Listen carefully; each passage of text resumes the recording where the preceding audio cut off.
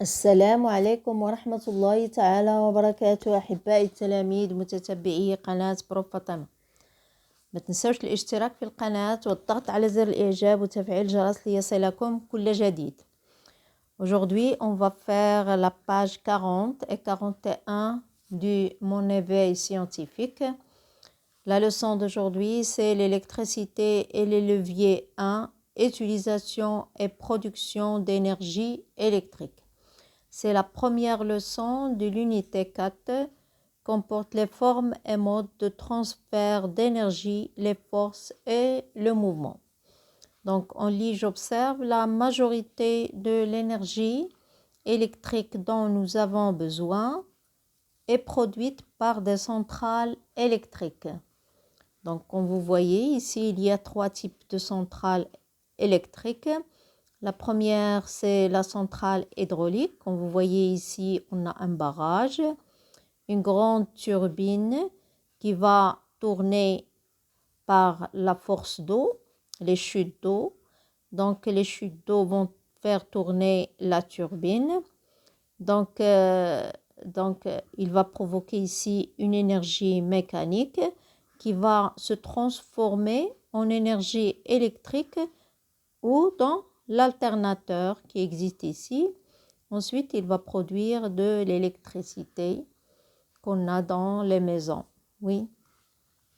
Donc, la deuxième station, c'est la station thermique. Cette station, comment tourne la turbine? Il tourne par la vapeur d'eau. Donc, la vapeur d'eau qui va faire tourner la turbine. À son tour, il va faire produire dans le grand alternateur de l'électricité. La dernière centrale, c'est la centrale éolienne. Donc, comme vous voyez ici, des hélices qui vont tourner par la force du vent et l'électricité va se produire dans l'alternateur. Donc, on a la question ici, comment les centrales électriques produisent-elles l'énergie dont nous avons besoin? À quoi sert l'énergie électrique domestique? Donc, on a posé une proposition ici. Les élèves peuvent poser d'autres propositions. Donc, dans les centrales électriques, la turbine et le grand alternateur tournent grâce à la force d'eau ou la vapeur d'eau. La force d'eau, ça veut dire dans les barrages. La vapeur d'eau, c'est dans la centrale thermique ou du vent dans la centrale éolienne pour produire de l'énergie électrique. Donc ici, à quoi sert l'énergie électrique domestique? L'énergie électrique domestique, on peut l'utiliser dans le chauffage, l'éclairage, dans n'importe quelle machine qui existe dans la maison. Donc, on passe à l'activité 1, les centrales électriques. Oui, les centrales électriques.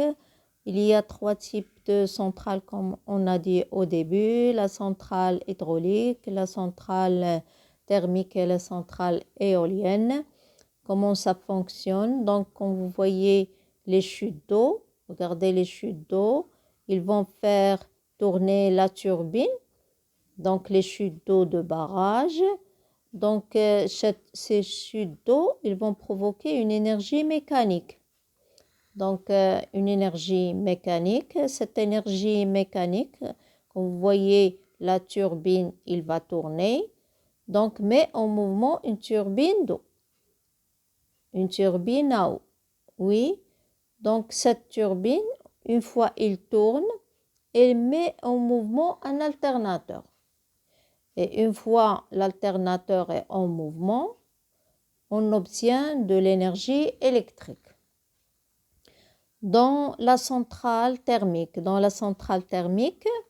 regardez ici la turbine, l'alternateur, oui. Donc, mais le mouvement de vapeur d'eau.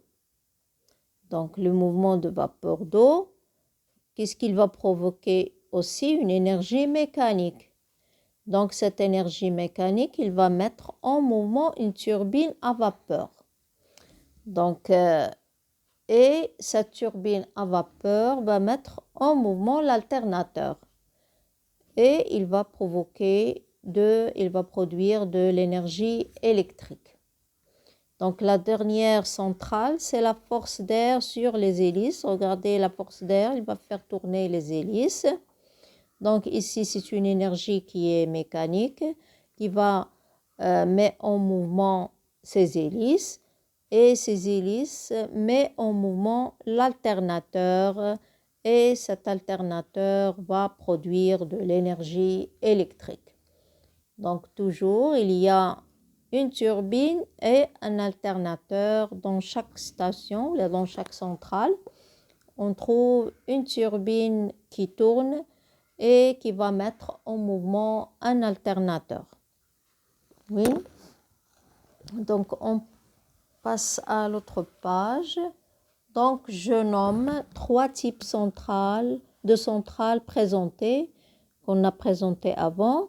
Donc on a la centrale hydraulique, la centrale thermique et la centrale éolienne. Donc je classe les mots suivants dans ce tableau. Donc on a chute d'eau, turbine, alternateur, vapeur d'eau, hélice, énergie électrique, énergie mécanique. On les a déjà placés dans le tableau d'avant qui existe dans la page 40. Donc, je précise le dispositif commun à toutes les centrales. Donc, à toutes les centrales, quel est le dispositif commun à toutes les centrales? C'est l'alternateur. Donc, on trouve, c'est l'alternateur qui va produire de l'énergie électrique. Oui, on passe à la question suivante. Je décris comment fonctionne la centrale thermique.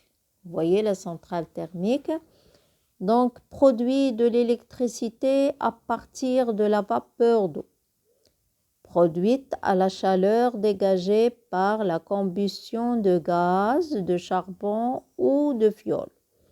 Donc on va mettre soit le gaz, soit le charbon ou le fioul. Lors de la combustion, par exemple, du charbon, donc l'eau, la chaleur de l'eau va augmenter. Et une fois il va augmenter, il va dégager de la vapeur d'eau. Et cette vapeur d'eau, il va tourner la turbine. Et la turbine, à son tour, il va mettre en mouvement l'alternateur. Oui, donc je vais relire. Produit de l'électricité à partir de la vapeur d'eau, produite à la chaleur dégagée par la combustion de gaz, de charbon ou fioul, qui met en mouvement une turbine reliée à un alternateur. Oui, reliée à un alternateur. Donc on passe à l'activité 2, utilisation d'énergie électrique. Donc, voici une liste d'objets: un lustre, un four électrique, un lave-linge, un téléviseur, un radiateur et un séchoir. Donc, ces objets, on va les placer dans ce tableau. Si on prend un lustre, quel est son rôle dans la maison? Bien sûr, il va éclairer. Il va éclairer la pièce. Donc, on va la mettre dans s'éclairer. Il y a se déplacer, se chauffer et s'éclairer. Donc, un lustre, il va éclairer la pièce. Donc, on va la mettre dans s'éclairer. Un four électrique. Un four électrique, c'est pourquoi on l'utilise pour chauffer.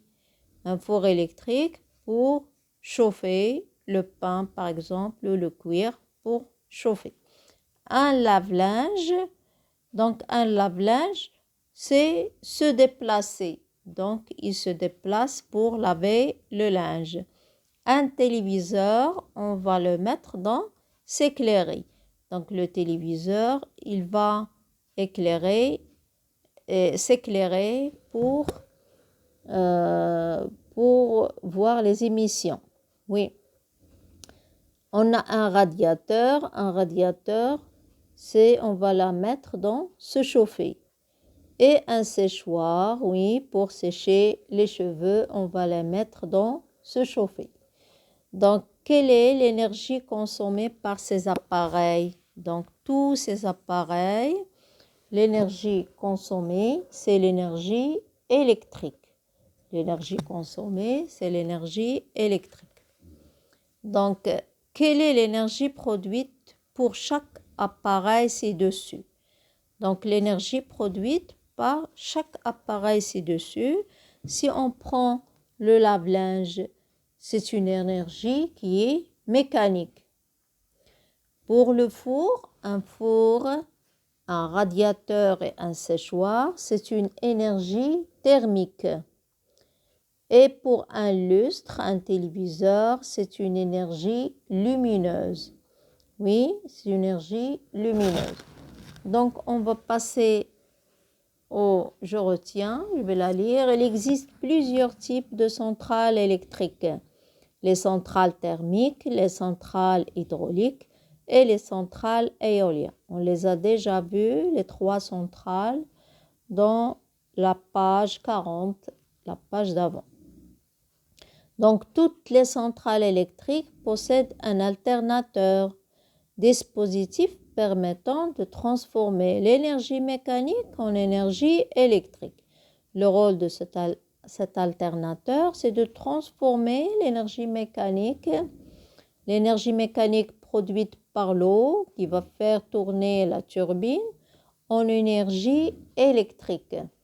Donc, parmi les usages de l'énergie électrique, on a le mouvement, comme dans la lave-linge, c'est une énergie mécanique, le chauffage et l'éclairage.